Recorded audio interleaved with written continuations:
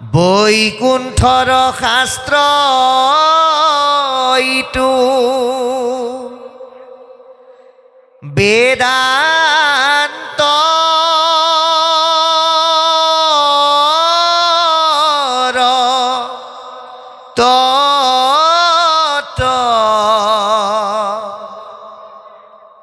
সাত দিনে কৈলাসিটো মহাভাগত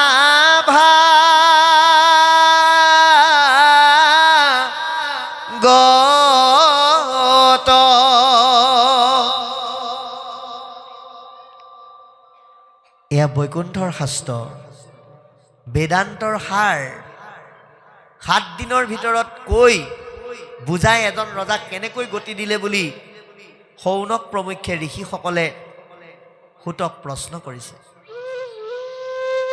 অৰ্থাৎ পৰীক্ষিত ৰজাই যদি এই ভাগৱত 7 দিন শুনি গতি পাব পাৰে তেতিয়াহ'লে আপুনি আমি এই ভাগৱত সপ্তাহৰ প্ৰথম বাৰটোৰ পৰা শেষৰ বাৰটোলৈ কলিযুগৰ ঘূৰ কলিযুগৰ ভয়াৱহ সন্ধিক্ষণত থাকি শুনি যদি গতি লাভ কৰিব নোৱাৰোঁ তেতিয়াহ'লে আমাৰ গত্যন্তৰ নাই। সেইকাৰণে ভাগৱত শ্ৰৱণ কৰিবলৈ হ'লে আমি নিজকে প্ৰস্তুত কৰি ল'ব লাগিব। কি বুলি যে পৰীক্ষিত ৰজাই যদি 7 দিনত শুনি গতি পাব পাৰে আমি শিৱসাগৰ বানমুখ চুতীয়া গাঁও বৰনামঘৰত হৈ থকা ভাগৱতৰ মাজত উপস্থিত থাকি ভাগৱত শ্ৰৱণ কৰি তৰিব নোৱাৰিম কিয়? এই প্ৰশ্নৰে আমি ভাগৱত শুনিব লাগিব। আৰু তাৰ কাৰণেই আজি আপোনাক সবে এই 10ম স্কন্ধ ইতিমধ্যে আৰম্ভ কৰিছে যে 9ম স্কন্ধত চন্দ বংশৰ সুন্দৰ বিৱৰণৰ পিছত 10ম স্কন্ধ আৰম্ভ হৈছে। আৰু এই 10ম স্কন্ধত পৰীক্ষিত ৰজাৰ মূল প্ৰশ্ন আছিল এনেকুৱা, মই 10মৰ ওপৰত অকণমান কৈ লৈছোঁ, তাৰপিছত মই মূল ভাগৱতৰ বিষয়েও কেইটামান কথা আপোনালোকৰ মাজত ক'ম। যিহেতুকে আমাক একাত্মভাৱে অনুষ্ঠানভাগ দিছে, কিন্তু উল্লেখিত বিষয়বস্তুৰ ওপৰত যদি অকণমান দাঙি নধৰোঁ তেতিয়াহ'লে এইটো কথা অকণমান অপৰাধ হ'ব। সেয়েহে মই 10মৰ ওপৰত কিছু কথা অৱতাৰণা কৰি তাৰ পৰৱৰ্তী সময়ত আমি যিহেতুকে কলিযুগৰ অল্পমতি মনুষ্য, গোটেই ভাগৱতখন আমাৰ কণ্ঠাগত কৰাটো সম্ভৱ নহয়। কিন্তু আপোনালোকৰ দৰে মহাভকতে আমাৰ নিজৰ কিন্তু একোৱেই নাই, শূন্য পাত্ৰ, আহোঁতেও একো লৈ অহা নাই, যাওঁতেও একো নিনিওঁ।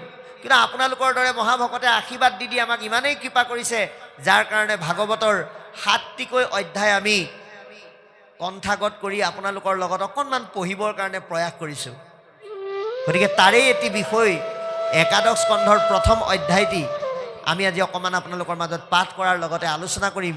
কিন্তু তাৰ আগতে আজি 10ম স্কন্ধৰ সেই আৰম্ভণিৰ পৰা বৰ্তমান হৈ যোৱা বিষয়লৈকে কিছু আভাস আপোনালোকৰ মাজত দাঙি ধৰিবলৈ প্ৰয়াস কৰিছোঁ।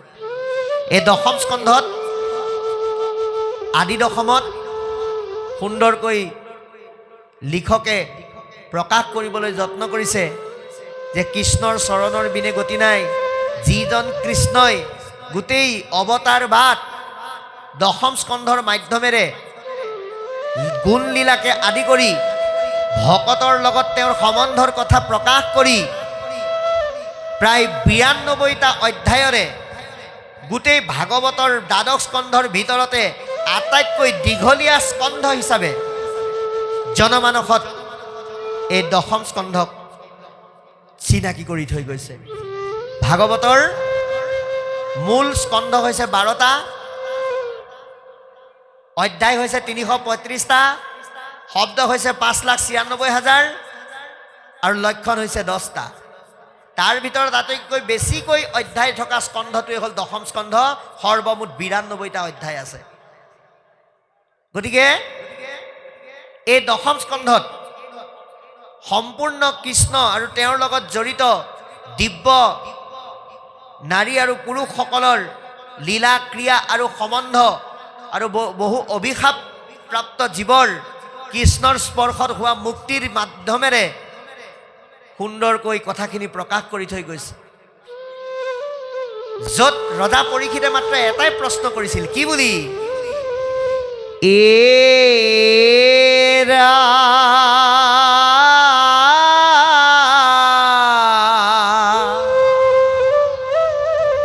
মোৰ পিতামহ বৰ্গে কৃষ্ণ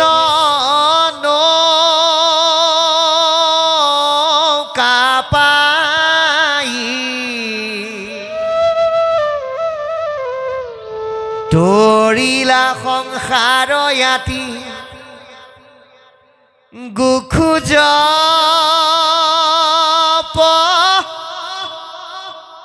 ৰাই।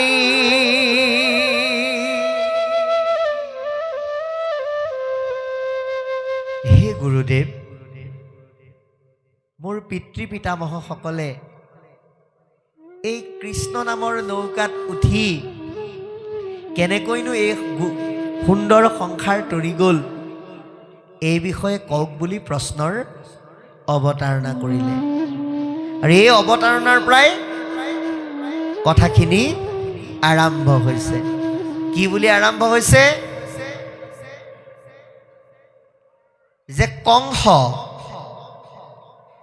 যিজন প্ৰবল প্ৰয়াক্ৰমী ৰজা, গতিকে এই প্ৰবল প্ৰয়াক্ৰমী ৰজাই একমাত্ৰ ভনীয়েকক বিয়া দিব। কাৰ সৈতে দিব? এই মথুৰা ৰাজ্যৰ ইটো সুৰজ দুপতি, যাহাৰ সম্পদ বসুদেৱ মহামতি।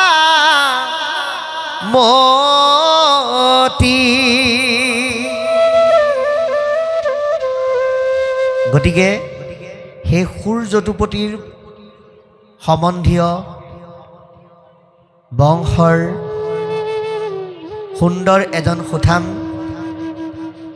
যুৱক, যাৰ নাম বসুদেৱ, তেওঁলৈ দৈৱকী আইগৰাকীক বিবাহ দিবৰ কাৰণে যোগাৰ কৰিছে। কি যোগাৰ কৰিলে? যে 400,000তকৈও অধিক হাতী ঘোঁৰা দাস দাসী সকলো ফালৰ পৰা সা সম্পত্তিৰে ভৰাই নিজে দৈৱকীক বিয়া দিবলৈ গৈছে। আৰু বিয়া দিবলৈ যাওঁতে ঘোঁৰাৰ লেকাম তেওঁ নিজেই ধৰি গৈছে। ও ঘোঁৰা ডংকাই যাই কংস আকাশী পথত, শুনিলন্ত বাণীটো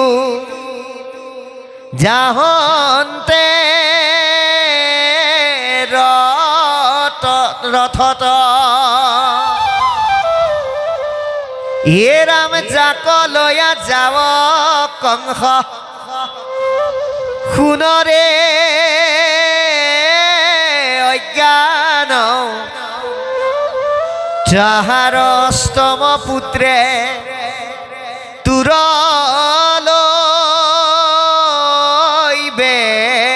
প্ৰাণ। কি বুলি ক'লে?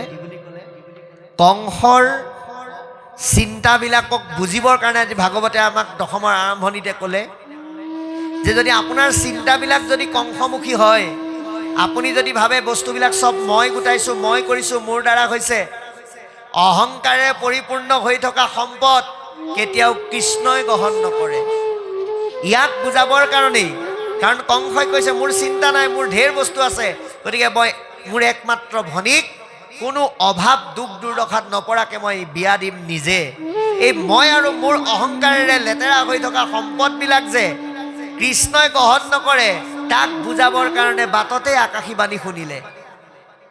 হেৰ' মূৰ্খ কংস, তই যে এই সা সম্পত্তিবিলাক তই মই আৰু মোৰ বুলি কৈ পেলাই প্ৰকাশ কৰি অহংকাৰ কৰিছ, তই নিজক এবাৰ সোধ, তই তই নিজেই তই তোৰ হয়নে নহয়?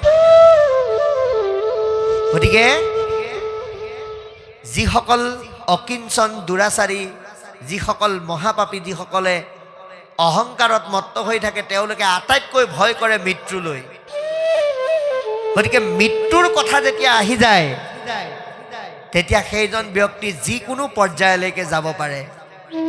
নিজে হাতেৰে লেকাম ধৰি থকা কংসই হাতত খাণ্ডা তুলি দৈৱকীক বধ কৰিবলৈ উদ্যত হ'ল। বসুদেৱে বুজাইছে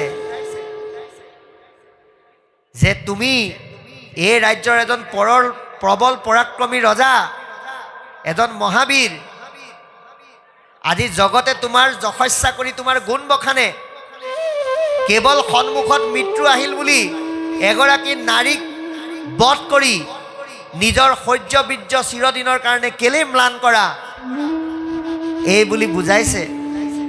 তথাপিতো কংসই মানি নলয়, আকৌ কৈছে, হেৰা কংস, যে জীৱ জন্তুৰো মৃত্যু আছে, কিন্তু সেই মৃত্যুটো আমাৰ এটা গতিহে মাত্ৰ। মৃত্যুটো দেহৰহে আছে, আত্মাৰ মৰণ নাই। আত্মাই বেয়া সজাটো বেয়া হৈ গ'লে বেলেগ এটা সজালৈহে গতি কৰে। গতিকে তুমি এই সৰু কথাটোৰ কাৰণে এগৰাকী নাৰীক কেলেই বধ কৰিবলৈ লৈছা, এই বুলি বুজাইছে। তথাপিতো কংসই নুবুজে, বোলে তোমাৰ এই কথাই মোৰ মন বুজাব নোৱাৰে, মন ভুলাব নোৱাৰে। মই এওঁক মাৰিবৰ কাৰণে চেষ্টা কৰিছোঁ, এওঁক মাৰিহে মই নিজক ৰক্ষা কৰিবৰ কাৰণে মই পণ লৈছোঁ। তেতিয়া বসুদেৱে শপত খালে, সত্য ৰক্ষাৰ কাৰণে বসুদেৱে কৈ দিলে কি বুলি, হেৰা কংস, তুমি তোমাৰ ভনীক বিশ্বাস কৰিব নালাগে।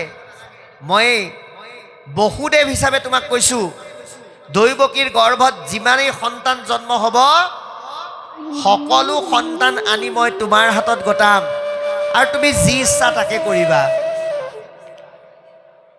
এই কথা শুনি কিন্তু কংসই মানি ল'লে, বোলে ঠিক আছে যদি তুমি এইটো কৰা। কাৰণ বসুদেৱ হ'ল সত্যৰ প্ৰতীক, সেইকাৰণে বসুদেৱে যে সত্যৰ লগত আপোচ নকৰে এয়া কংসইও জানে। কংস দৈত্য বা অসুৰ নহয়, কংস অহংকাৰীহে। গতিকে এই সত্যৰ ক্ষেত্ৰত যে বসুদেৱে আপোচ নকৰে, এই কথা জনাৰ কাৰণে এৰি দিলে। এৰি দিয়াৰ লগে লগে দৈৱকীৰ প্ৰথমজন পুত্ৰ জন্ম হ'ল, যাৰ নাম কীৰ্তিমন্ত। আৰু এই কীৰ্তিমন্তক বসুদেৱে আনি কংসৰ হাতত দিয়াৰ লগে লগে কংসই হাঁহি হাঁহি বসুদেৱক কৈছে, তোমাক কিন্তু মানিলোঁ দেই, মই যেনেকৈ ভাবিছিলোঁ তুমি তেনেকৈ সত্য পালন কৰিলা। আৰু এতিয়া মই তোমাক এটা আশ্বাস দিব বিচাৰোঁ যে মই তোমাৰ এই প্ৰথম ল'ৰাটোক নেমাৰোঁ, কাৰণ মোৰ মৃত্যু আছে 8 নম্বৰটোৰ লগতহে। গতিকে মই প্ৰথম ল'ৰাটো মাৰি মই ব্ৰহ্ম হত্যাৰ ভাগী হ'ব নোৱাৰোঁ বুলি কৈ এৰি দিলে। এতিয়া অহংকাৰৰ পতন হ'ব লাগিব। ভগৱন্ত কৃষ্ণই এই ধৰাধামলৈ অৱতাৰ লোৱাৰ কাৰণ কি? অধৰ্ম বিনাশ আৰু ধৰ্মক স্থাপন। গতিকে কংসৰ মনত যদি দয়াভাৱ আহি যায়, তেতিয়া ধৰ্ম স্থাপনত অসুবিধা আহিব। সেইকাৰণে কোন আহিল? নাৰদ আহিল। আহি পেলাই কংসক ক'লে, নাৰায়ণ নাৰায়ণ নাৰায়ণ। কংস, তোমাক মই এই ৰাজ্যৰ প্ৰবল পৰাক্ৰমী বীৰ আৰু ৰজা বুলি ভাবি ভুল কৰিছিলোঁ, কিন্তু তুমিও যে এজন মহামূৰ্খ মই আজিহে গম পালোঁ। বোলে কিয়? তুমি বসুদেৱ দৈৱকীক কিয় এৰি দিলা? বোলে এৰিলোঁ, আৰু 1 নম্বৰ পুত্ৰটোৰ লগততো মোৰ মৃত্যু নাই, 8 নম্বৰটোৰ লগতহে আছে। লগে লগে কংসই 8 পাহ ফুল নাৰদে কংসৰ সন্মুখত দি কৈ দিলে, তুমি 1ৰ পৰা 8লৈ আৰু 8ৰ পৰা 1লৈ গন্তি কৰা। কংসই গন্তি কৰিলে, প্ৰথম, দ্বিতীয়, তৃতীয়, চতুৰ্থ, পঞ্চম, ষষ্ঠ, সপ্তম, অষ্টম। আকৌ এইফালৰ পৰা আহা, অষ্টম, সপ্তম, ষষ্ঠ, পঞ্চম, চতুৰ্থ, তৃতীয়, দ্বিতীয়, প্ৰথম। তাৰমানে অষ্টমেই প্ৰথম, প্ৰথমেই অষ্টম। তুমি কেনেকৈ গম পাবা? দেৱতাবিলাক তোমাতকৈও বহুত চতুৰ। লগে লগে কংসৰ মনত আকৌ খেলি মেলি হ'ল।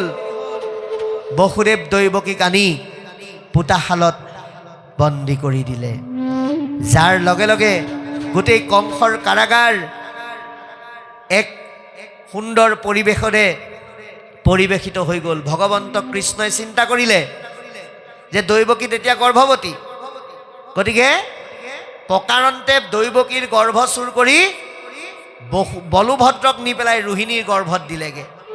আৰু মানুহে ভাবিলে কি হ'ল? দৈৱকীৰ গৰ্ভ বিনাশ হ'ল। পৰৱৰ্তী সময়ত বসুদেৱৰ বীৰ্যৰ যোগেদি কৃষ্ণ দৈৱকীৰ গৰ্ভত প্ৰৱেশ কৰাৰ লগে লগে কোটি সূৰ্যৰ পোহৰে গোটেই কংসৰ কাৰাগাৰ পোহৰাই তুলিলে। কংসই ভয় খাই গ'ল যে মোৰ মৃত্যু আহি সন্মুখত উপস্থিত হ'ল। আৰু এনেকৈ নানান কাৰ্য কৰাৰ লগে লগে দেৱতাসকলে প্ৰাৰ্থনা কৰিলে, হে প্ৰভু, তোমাৰ চৰণত কাকুতি কৰি মাতিছোঁ, চিৰেই তুমি আহি ইয়াত অৱতাৰ ধাৰণ কৰা। আৰু দেৱতাসকলৰ স্তুতিমতে তেওঁলোকক আশ্বাসবাণী কৰি দিব্য নাৰীসকলক গোকুলত অৱতাৰ ল'বলৈ কৈ বসুদেৱৰ ঔৰসে দৈৱকীৰ গৰ্ভে কৃষ্ণ জন্ম হৈ কংস পুতনাৰ দৰে দৈত্যবিলাকক তেওঁৰ চাৰিত্ৰিক কৰ্ম আৰু লীলাৰ যোগেদি বধ কৰিলে। আৰু তেতিয়াৰ পৰাই কৃষ্ণকেন্দ্ৰিক বিভিন্ন লীলা কৰ্ম আৰম্ভ হ'ল। শিশুকালৰ পৰা ধৰি কিশোৰ কালৰ পৰা ধৰি যৌৱন কাললৈকে বিভিন্ন ক্ৰিয়া লীলা আৰু ৰাস লীলাকে আদি কৰি সুমধুৰ সুস্বাদুৰ বৰ্ণময় বেদক পান কৰি ভাল পোৱা গোপীসকলক মোহিত কৰিব পৰা অনন্য লীলা সুন্দৰকৈ আৰম্ভ হ'ল, যাক এই দশমৰ মাজেদিয়ে প্ৰকাশ কৰিলে। তাৰপিছত আজি আমি আহি থাকোঁতে এতিয়া পাঠত এটা বৰ সুন্দৰ বিষয় শুনিলোঁ। মই সেই বিষয়টোলৈ যাওঁ, য'ত ইন্দ্ৰ তেওঁৰ অহংকাৰ ভাঙিবৰ কাৰণে ভগৱন্ত কৃষ্ণই এটা লীলা কৰিছিল। সেই সম্পৰ্কে আমি আহি পাওঁতে তাত পাঠ হৈ আছিল।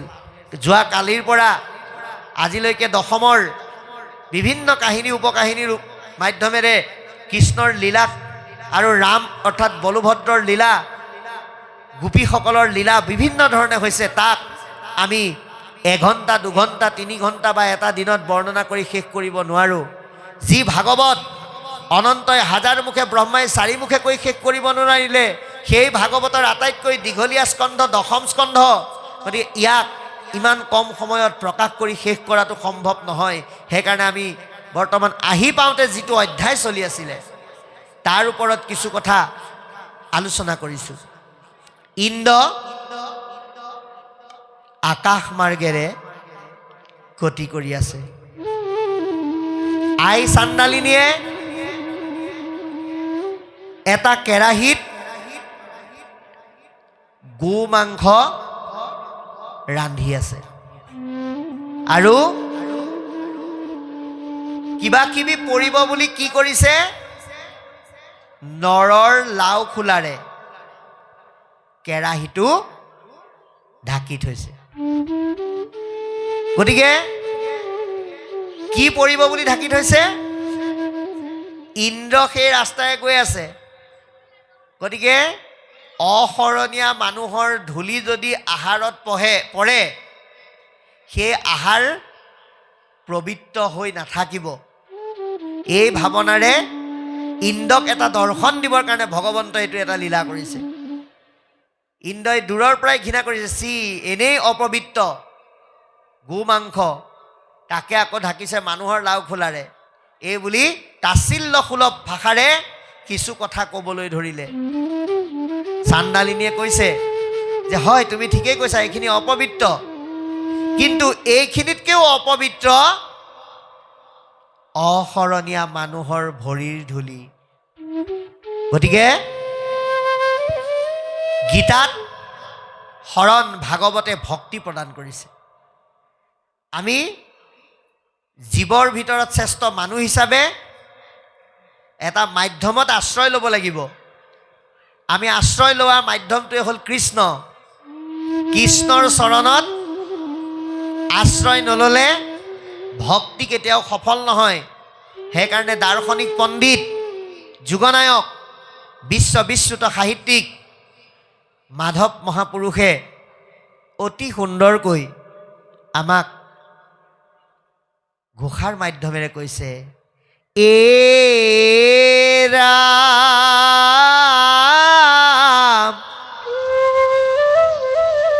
ভকতি ৰবিজ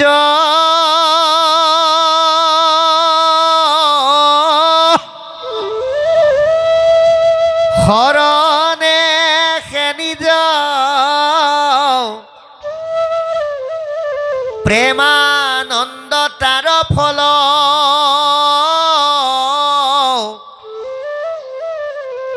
শৰণ বিনাই ভকতি কৰয় আৱা ঘট যেন জল। কেঁচা মাটিৰ পাত্ৰত পানী থলে যেনেকৈ নাথাকে, শৰণৰ অবিহনে আমি যদি ভক্তি কৰোঁ সেয়া কামত নাহে। ইয়াক বুজাবৰ কাৰণে এই কথা যেতিয়া ক'লে ইন্দ্ৰ আচৰিত হ'ল, তুমি কাক কথা কৈছা? মই কোন তুমি নাজানা? মই দেৱতাৰ ৰজা দেৱৰাজ।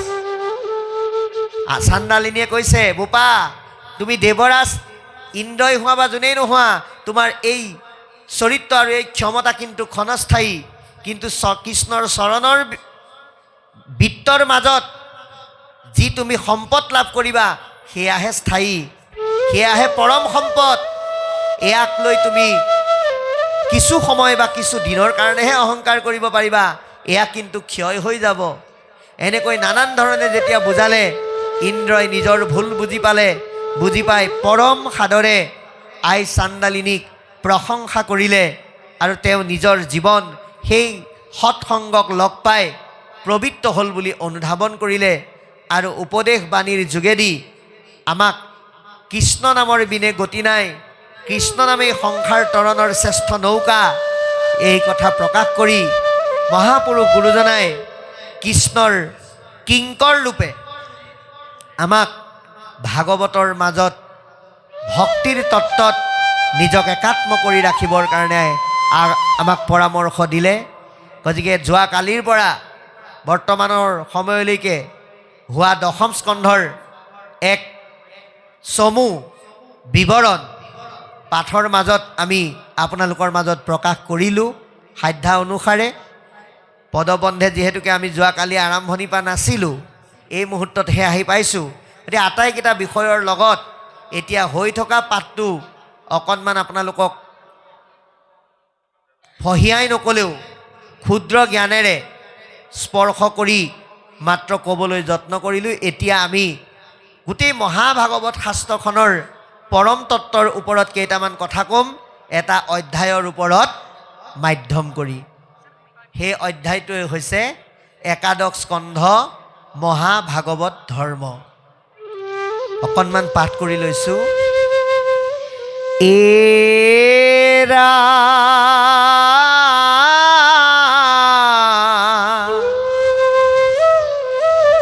বৈকুণ্ঠৰ শাস্ত্ৰ ইটো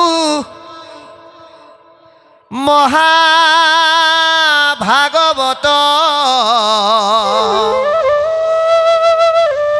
পাইলা পৰীক্ষিতে শুক মুনিৰ মুখত হে ৰাম 7 দিনে শুনি সুখে তৰিলা নিপতি ঘূৰ কলি যুগে আত পৰে নাহি গতি।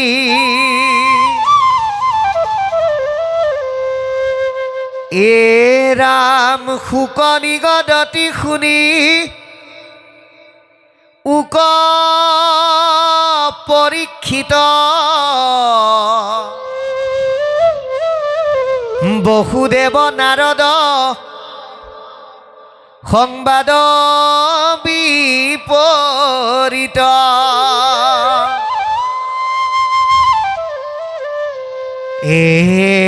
এৰা নিমিন বসিধে যেন ভৈলাই উপাখ্যান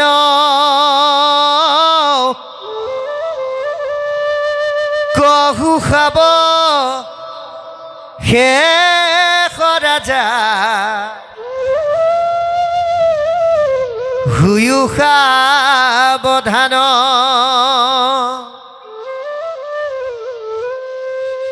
এই ভাগৱত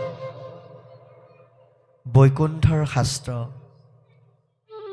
ভাগৱত আজি আমি সৌভাগ্যৱান ভগৱন্তৰ মুখৰ বাণী বৈকুণ্ঠত নিহিত হৈ থকা শাস্ত্ৰ আজি আমি গাঁৱৰ মাজত নামঘৰত আমি পঢ়িবলৈ পাইছোঁ এয়া আমাৰ কাৰণে সৌভাগ্য গতিকে বৈকুণ্ঠৰ শাস্ত্ৰ মহাভাগৱত এই পৃথিৱীত মহামুনি শুকদেৱৰ যোগেদি পৰীক্ষিত ৰজাই পাইছিল কিন্তু পৰীক্ষিত ৰজাৰ ভাগ্যখন ইমান সুপ্ৰসন্ন আছিল তেওঁ শুকদেৱৰ দৰে মহাসাধুক পাইছিল কিন্তু এনেই পোৱা নাই ইয়াৰ মাজত আপুনি আমি ল'ব লগা দৰ্শন কিন্তু বহুত আছে কেৱল বৈষ্ণৱ হোৱাৰ কাৰণে কেৱল ৰজা হোৱাৰ কাৰণে পৰীক্ষিত ৰজাক শুকদেৱে লগ দিয়া নাই শুকদেৱৰ দৰে মহাসাধুক লগ পাবৰ কাৰণে যিখিনি পুণ্য বা সাধনা লাগে সেইখিনি পৰীক্ষিত ৰজাই গৰ্ভতে অৰ্জন কৰি আহিছে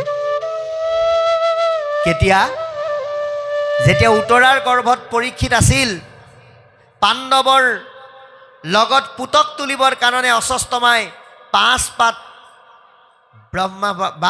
ব্ৰহ্মবাণ নিক্ষেপ কৰিছিল তাৰেই এপাত বাণে উত্তৰাৰ গৰ্ভৰ থকা সন্তানটোক আৰু উত্তৰাৰ গৰ্ভক বিনষ্ট কৰিবৰ কাৰণে খেদি আহিলে লগে লগে উত্তৰাই প্ৰাৰ্থনা জনালে কি বুলি নাহি চিন্তা মৰু যদি এহি খৰে ফুটি কেৱলে ৰাখিও মোৰ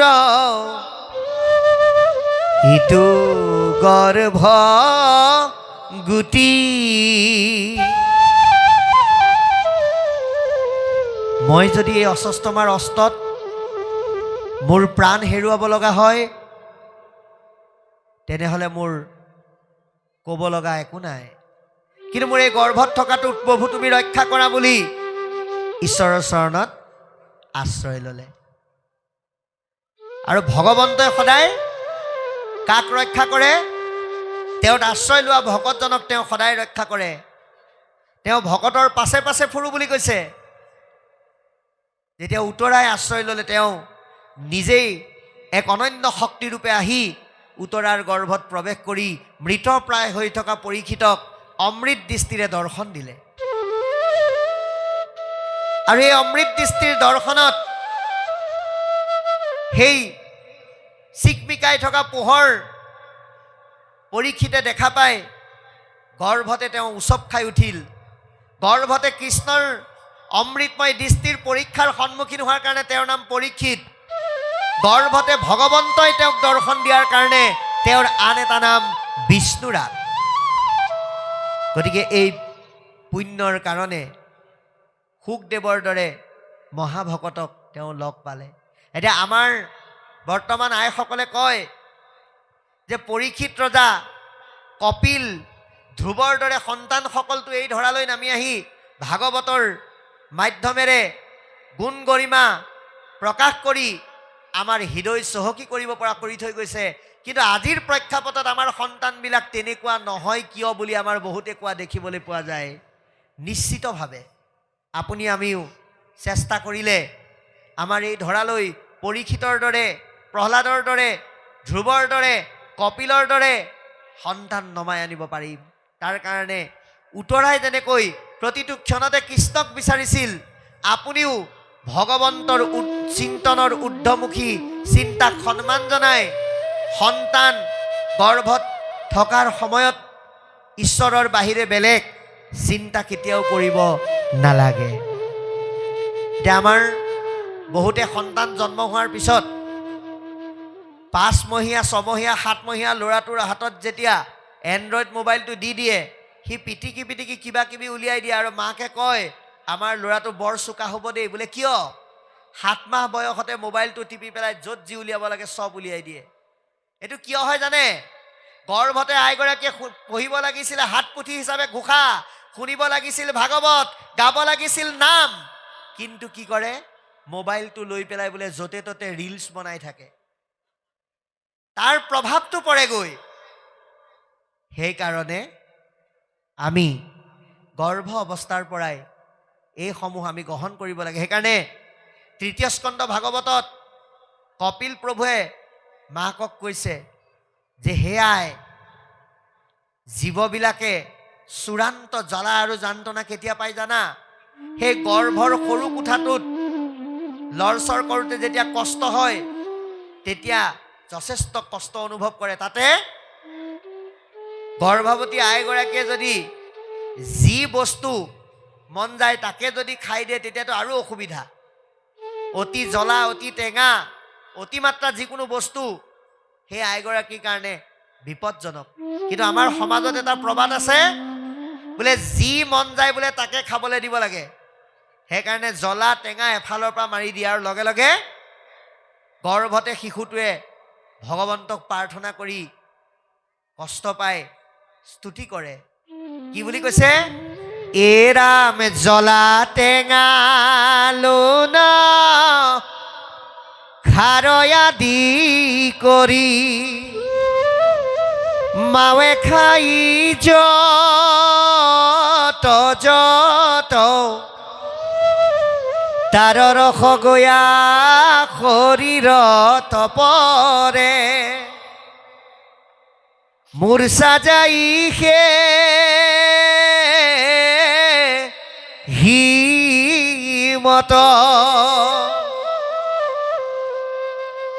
যি জ্বলা চকুত লগালে চকু পানী ওলায়, সেয়া পেটত পৰাৰ লগে লগে গৰ্ভত থকা শিশুটোৱে হাত জোৰ কৰি কয়, তই মোক এতিয়া জ্বলা টেঙা খুৱাইছ নহয়, ৰ মই বাহিৰ হৈ ল'বলৈ দে। যেতিয়া ডেকা হৈ অহা অৱস্থাত ল'ৰা ৰাতি 12টা 1টালৈকে নোসোমাই, মাক দেউতাকৰ টোপনি নাহে, সেয়াই হৈছে জ্বলা টেঙা। সেই গৰ্ভত খোৱা জ্বলা টেঙাটো ডেকা বয়সত দিয়ে। সেইকাৰণে অতি সাৱধান হৈ এই ভাগৱতে দিয়া জ্ঞানৰ যোগেদি পোৱা কথাখিনি সৎসংগৰ যোগেদি আলাপ কৰি সুস্থ সবল শাৰীৰিক মানসিক বৌদ্ধিক উৎকৰ্ষ সাধন কৰিব পৰা সন্তান জন্ম দি সমাজত মহাভাগৱত সম্পন্ন ব্যক্তিৰ আমি সৃষ্টি কৰিব লাগিব। কাৰণ ইয়াত কৈছে বৈকুণ্ঠৰ শাস্ত্ৰইটো মহাভাগৱত পাইলা পৰীক্ষিতে শুক মুনিৰ মুখত, মহামুনি শুকদেৱৰ মুখত এই মহাভাগৱত শাস্ত্ৰ পৰীক্ষিতে লাভ কৰিলে কিমান দিনত? মাত্ৰ 7 দিনত। গতিকে আপুনি আমিও ভাগৱত কলিযুগৰ লোকসকলে 7 দিনতেই শুনিব লাগিব। আজি শনিবাৰ, দেও সোম মঙল বুধ বৃহস্পতি শুকুৰ শনি, কাইলৈৰ পৰা আজি দিনটোতো গ'লেই, কাইলৈৰ পৰা আকৌ আজি শনিবাৰটোলৈ যি 7টা দিন আহিব, এই 7টা দিনৰ ভিতৰতে আমি পৃথিৱীলৈ আহিছোঁ, 7টা দিনৰ ভিতৰতে যাম। গতিকে পৰীক্ষিত ৰজাই 7টা দিন নিমিত্ত দেখুৱাইছিলহে মাত্ৰ। 7টা দিন মানে হৈছে আমাৰ জীৱনৰ ঈশ্বৰে বান্ধি দিয়া আয়ুষত লাভ কৰা আমাৰ যি 7টা দিন। এই 7 দিন কলিকালৰ লোকসকলে ভাগৱত শ্ৰৱণ কৰি নামমুখী হোৱাৰ বাহিৰে আমাৰ আৰু গত্যন্তৰ নাই। কাৰণ ঘোৰ কলি যুগে আতপৰে নাহি গতি। এই ঘোৰ কলিযুগত নামৰ বাহিৰে আমাক কোনেও গতি দিব নোৱাৰে। কাৰ নামে গতি দিব? কৃষ্ণ নামে। কাৰণ কৃষ্ণ ভগৱন্তই বিভিন্ন লীলা কৰ্ম কৰি এই ধৰাধামৰ পৰা বৈকুণ্ঠলৈ গতি কৰিলে, কিন্তু যাওঁতে তেওঁ লগত চব লৈ গ'ল, কিন্তু এটা বস্তু তেওঁ থৈ গ'ল। এ ৰাম পৃথিৱী এৰিলা কৃষ্ণে, ধৰ্ম কৰ্ম লৈ গৈলা বৈকুণ্ঠত হৈত নাম ধৰ্ম থৈ।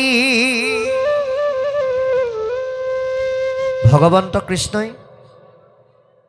এই ধৰাধাম এৰিলে, কিন্তু যাওঁতে চব লৈ গুচি গ'ল। থৈ গ'ল মাত্ৰ তেওঁৰ গুণ আৰু নাম, যি গুণ নামৰ বাহিৰে কলিত গতি সাধনৰ আৰু বিকল্প নাই। গতিকে শুকনি গদতি শুনি উক পৰীক্ষিত, মহামুনি শুকদেৱে পৰীক্ষিত ৰজাক কৈছে কি বুলি? যে হে ৰাজন কওঁ শুনা, বসুদেৱ নাৰদ সংবাদ বিপৰীত। কৃষ্ণৰ পিতৃ বসুদেৱ আৰু দেৱৰ্ষি নাৰদে এক ব্যতিক্ৰমী বিষয়ৰ ওপৰত আলাপ কৰিছে, যি বিষয়ৰ ওপৰত কথা পাতি পাতি তেওঁলোকে নিমি নামৰ এজন ৰজা আৰু 9জন সিদ্ধৰ যি সৎ কথা বতৰা আলোচনা কৰিছে, সেই আখ্যান বা সেই কাহিনী তোমাক কম, আৰু তুমি সাৱধানে শুনিবা। গতিকে ভাগৱতৰ কথা আমি সাৱধানে শুনিব লাগিব। ভগৱন্তই আমাক কি দিছে? দুখন কাণ দিছে।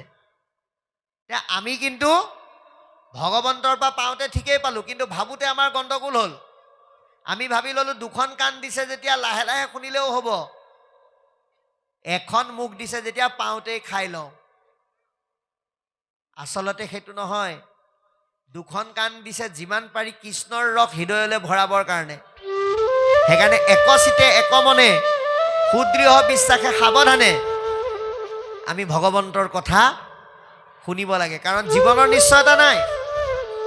আমি চব জানো, অলপ পিছত কি কৰিম, কাইলৈ কি কৰিম চব জানো, কিন্তু আমি কেতিয়া মৰিম সেইটো যিহেতু নাজানো, সেইকাৰণে প্ৰত্যেক দিনটোৱে আমাৰ জীৱনৰ অন্যতম দিন বুলি আমি ভাগৱত সাৱধানে শুনিব লাগে। আপুনি কিমান সময় শুনিছে সেইটো ডাঙৰ কথা নহয়।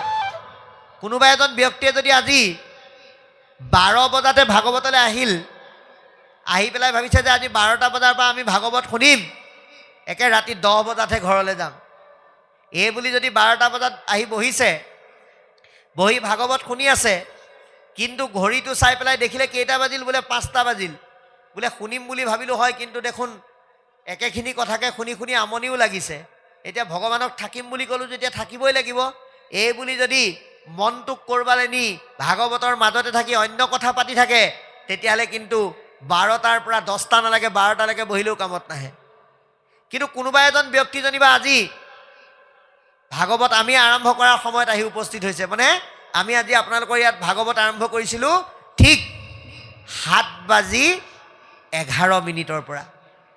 7:11 পৰা ভাগৱত শুনিলে, শুনি পেলাই ঘড়ী চালে, কেইটা বাজিল, বোলে পূৰা 8টা বাজিছে। এতিয়াও আপোনালোকে চাওক 8টা বাজিছে। গতিকে 8টা বাজিছে যেতিয়া মই যাওঁ, কাইলৈ লাগিলে আকৌ আহিম, অকণমান জিৰণি লওঁগৈ, এই বুলি যদি কোনোবাই 1 ঘণ্টা 1.5 ঘণ্টা শুনিও কিবা এটা লৈ যাব পাৰিছে, সেইটোহে ডাঙৰ কথা। মানুহে কিমান সময় শুনিছে সেইটো ডাঙৰ কথা নহয়, কেনেকৈ শুনিছে সেইটোহে ডাঙৰ কথা। সেইকাৰণে চিত মন এক কৰি সাৱধানে আমাক শুনিবলৈ আহ্বান জনাইছে। তাৰপিছত এতিয়া লিখিছে,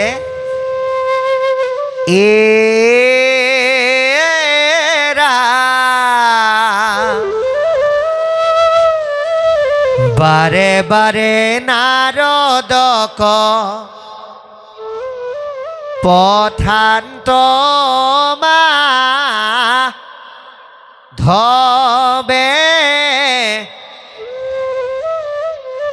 নিৰন্তদাৰকাৰিহি কৃষ্ণৰ ৰবে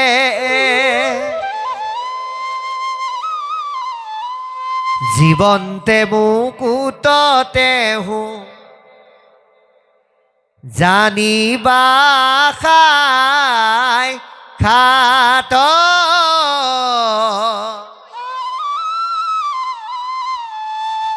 তথাপিও চুকয়াতি কৃষ্ণৰ সেৱাত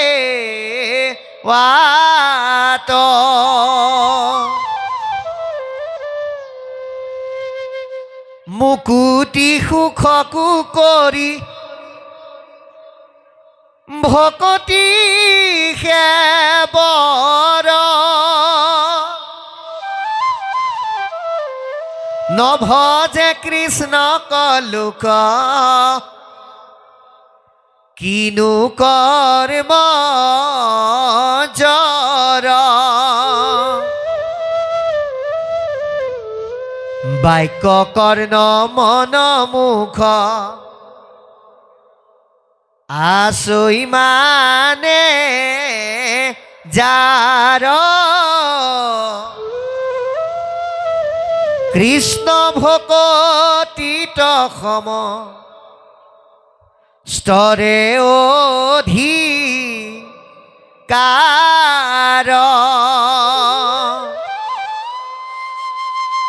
আহাৰ প্ৰভু পদ পংকজক ভজে ব্ৰহ্মা হৰে নৰতনু পায়াতে যে কমন পামৰে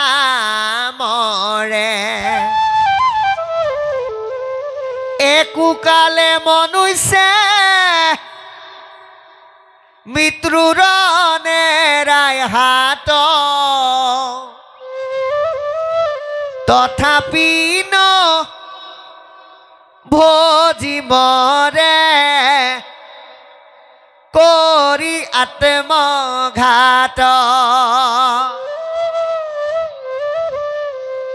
কৃষ্ণ সেৱাতে সে মাত্ৰ গুছে মৃত্যু ভয় জানিয়া কৃষ্ণক ভজা কৰিয়া নিশ্চয় গতিকে আমাক ইয়াৰ যোগেদি কি ক'বলৈ যত্ন কৰিছে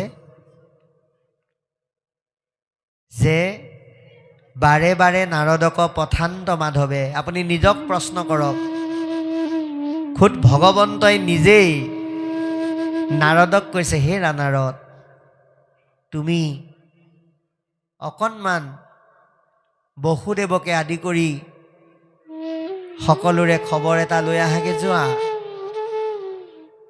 কিন্তু নাৰদ নাযায়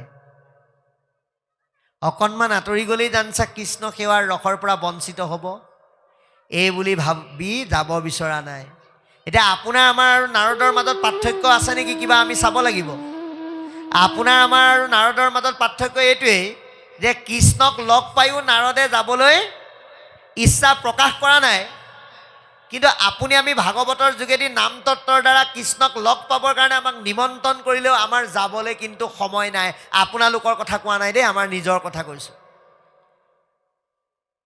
যে আমাৰ সব আছে খাবলৈ ভাত আছে পিন্ধিবলৈ কাপোৰ আছে থাকিবলৈ ঘৰ আছে কথা বতৰা পাতিবলৈ ভাৰ্যা আছে মৰম স্নেহ কৰিবলৈ পুত্ৰ আছে নাই কি বোলে নামলে মাতিলে যাবলৈ সময় নাই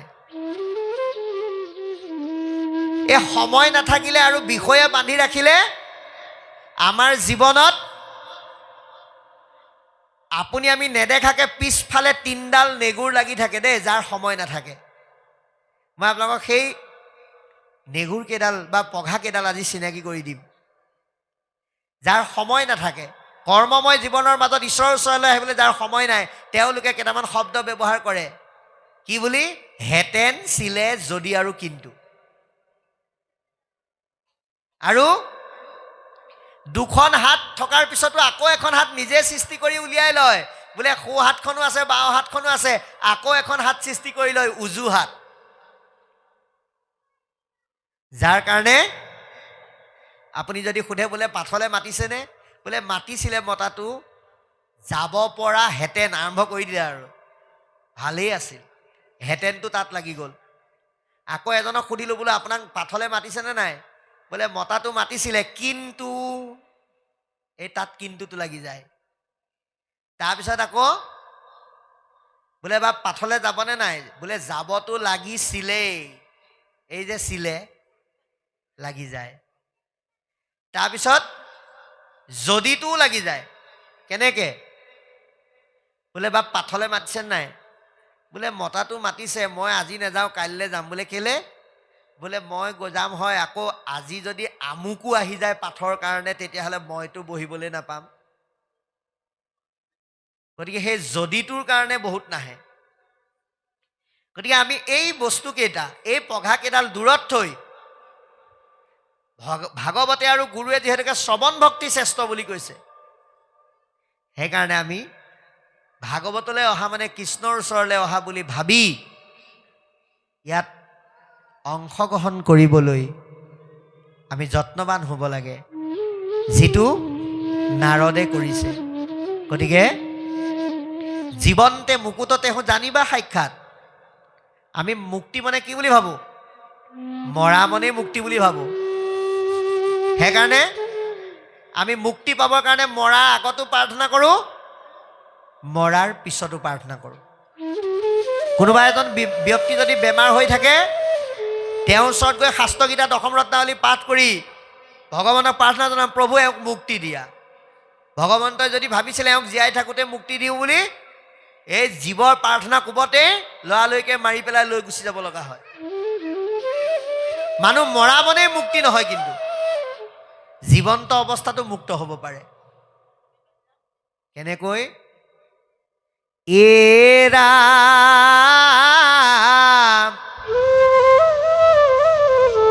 হৰিময় দেখে যিটো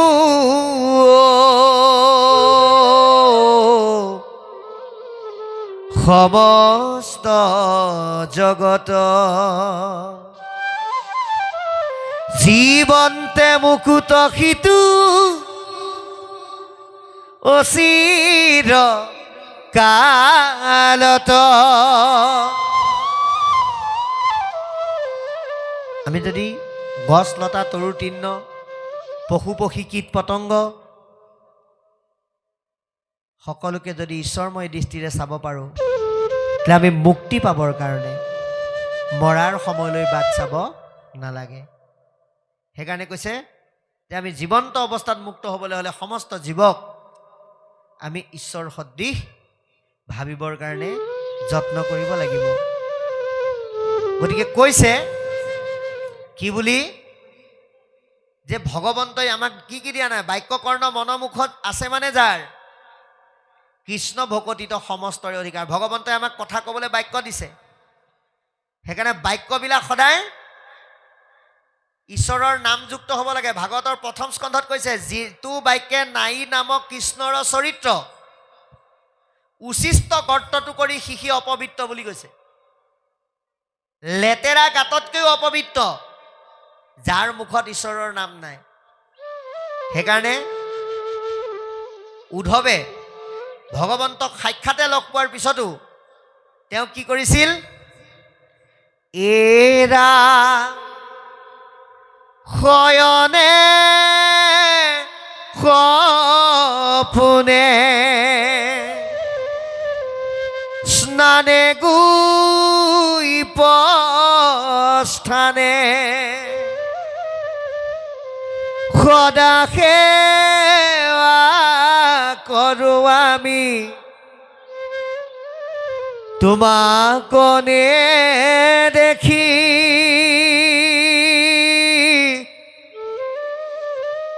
ৰাখি প্ৰাণ প্ৰভু কিবতে বৰ্তিব স্বামী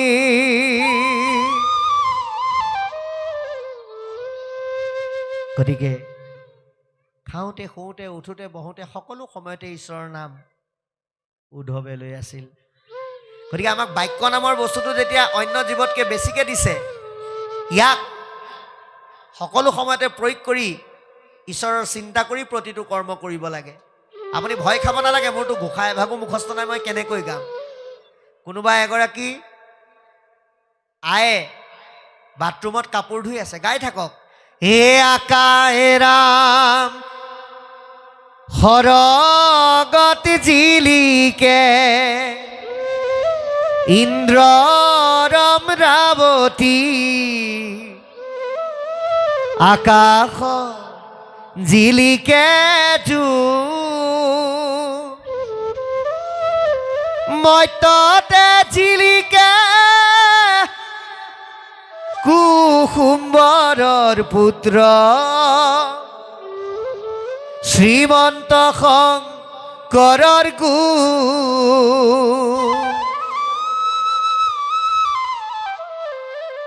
চাবোনটোৱে কাপোৰ চাফা কৰিব, নামটোৱে হৃদয় চাফা কৰিব।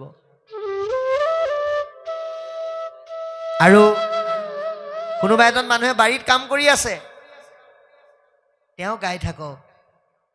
শিৰোমণি নামেৰে জগত জিনিলা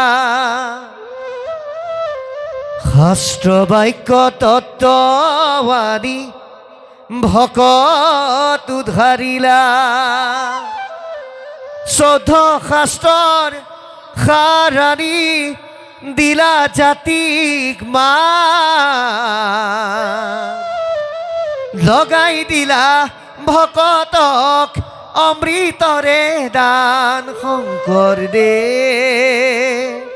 শংকৰদেৱ গুৰু আমাৰ সকলোকে তুমি কৰিলা উদ্ধাৰ। গতিকে এনেকৈ কৰ্মময় জীৱনত বাক্য ব্যৱহাৰ কৰি আমি ঈশ্বৰৰ নাম ল'ব পাৰোঁ। কিন্তু তাৰ কাৰণে কাণ নামৰ জপনাখনেদি ভাগৱতৰ ৰস হৃদয়লৈ সুমুৱাব লাগিব। সুমুৱাই মনেৰে চিন্তা কৰিব লাগিব। বাক্য কৰ্ণ মনমুখ, যিমানেই বাক্য ঈশ্বৰ ৰসযুক্ত হ'ব, সিমানে কাণে সেই বাক্যবিলাক হৃদয়ৰ পৰা উলিয়াবৰ কাৰণে হৃদয়ত জমা কৰিবলৈ বিচাৰি ফুৰিব। কাণ সদায় কৃষ্ণ বাক্যৰ সন্ধানত থাকিব, আৰু লগে লগেই আপোনাৰ মুখখন কৃষ্ণৰ ৰসযুক্ত হৈ পৰিব। এই কৰ্ম আমাৰ অধিকাৰ বুলি কৈছে। প্ৰভু পদ পংকজক ভজে ব্ৰহ্মা হৰে, পৰম পুৰুষ ভগৱন্তৰ চৰণ সৃষ্টিকৰ্তা ব্ৰহ্মা সংহাৰকৰ্তা শিৱই সেৱা কৰে। নৰতনু পায়াতে যে কমন পামৰে, এই নৰপাত্ৰ পাই আমি যদি সেই ভগৱন্তৰ চৰণ সেৱা নকৰোঁ, তেতিয়াহ'লে আমি এই সংসাৰৰ পৰা যাব নোৱাৰিম। সহজে কষ্ট হ'ব যোৱাটোত। আৰু সেইজনকেই পামৰ বুলি কৈছে, যি কৃষ্ণৰ সেৱা নকৰে। পামৰ মানে পাপী। একোকালে মনুষ্য নেৰাই মৃত্যু হাত, মৃত্যুৰ যন্ত্ৰণাৰ পৰা হাত সাৰিব এই নৰ মনুষ্যই কোনো কাৰণত নোৱাৰে, যদিহে কৃষ্ণ সেৱা নকৰে। তথাপি নভজি মৰে কৰি আত্মঘাত। এই কথা জানিও যি ঈশ্বৰক নভজে, সেইজন ব্যক্তি আৰু আপোন ঘাটি মানুহৰ মাজত পাৰ্থক্য নাই। ভাগৱতৰ প্ৰথম স্কন্ধত সেইকাৰণে কৈছে, জানি শুনা কৃষ্ণৰ কথা জনমন কৰা বৃথা, সমস্ত শাস্ত্ৰৰ ইহে সাৰ, কৃষ্ণ কথা পৰিহৰি ফুৰে আন কৰ্ম কৰি, হিতু চিন্তে আপোনাৰ মাৰ গতিকে কৃষ্ণৰ চৰণ জানি শুনি সেৱা নকৰি ভজনা নকৰাজনে নিজেই নিজৰহে ধ্বংস মাতি আনিব। সেইকাৰণে কৃষ্ণ সেৱা তেখে মাত্ৰ গুচে মৃত্যু ভয়। কৃষ্ণৰ সেৱাই আমাৰ মনৰ পৰা পাপ আৰু পুণ্য এই দুটা বস্তু নাইকিয়া কৰিব পাৰে। আপুনি পাপ লৈ গ'লেও আহিব লাগিব, পুণ্য লৈ গ'লেও আহিব লাগিব। পুণ্য লৈ গ'লে যেনিবা অকণমান আৰামত যাব পাৰিব, পাপ লৈ গ'লে কিন্তু কষ্ট হ'ব। কাৰণ পাপ যুক্ত দেহটোক নিবলৈ কোন আহে? যম ৰজা। কিন্তু পুণ্যযুক্ত আত্মাটোক কৃষ্ণই ভাল পায়। কিন্তু এই দুটা বস্তু যিজনে শেষ কৰে সেইজনক পৰম ব্ৰহ্মই এই সংসাৰলৈ নপঠোৱাকৈ লৈ গুচি যায়। এই কথাটো আমি অনুভৱ কৰি তেওঁৰ সেৱাৰ দ্বাৰা আমি আমাৰ মনৰ পৰা মৃত্যুৰ ভয় আমি আঁতৰ কৰিবলৈ যত্ন কৰিব লাগিব।